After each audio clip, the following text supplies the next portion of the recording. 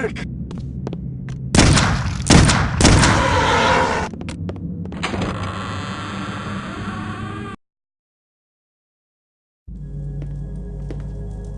Those beasts were after me. What in God's name were those things?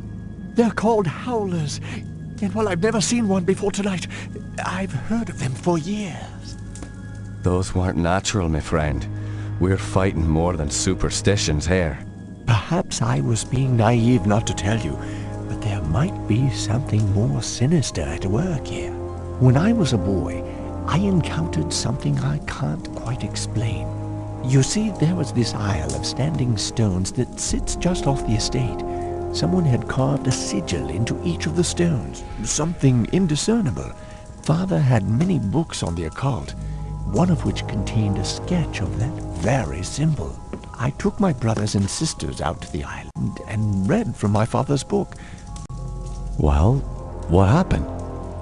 Something answered. The ocean began to boil, and a great wind whipped against us as we stood in the circle, and my siblings huddled to the ground in fear. Eventually, the wind died, and the sea settled. Patrick, I know it sounds like the ravings of a dying man, but I believe those standing stones had something to do with this. What has once been a taint upon this family has now begun to manifest itself. But you told me you're dying. Doesn't this curse end with you? Who knows?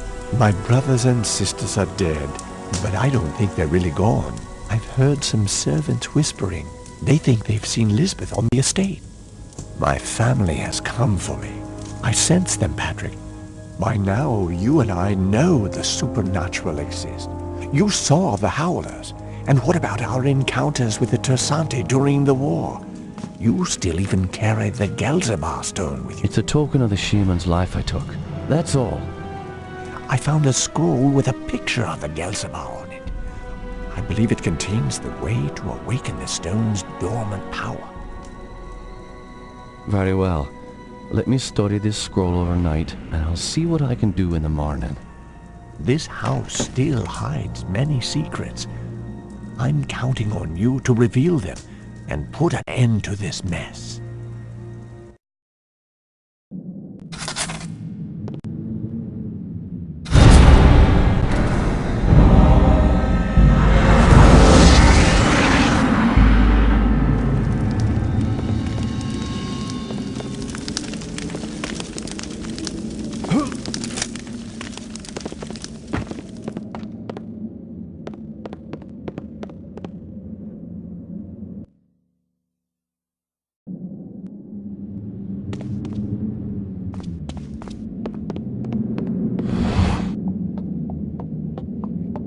Have you noticed anything strange going on? Apparently, Elizabeth's room was broken into last night during the commotion.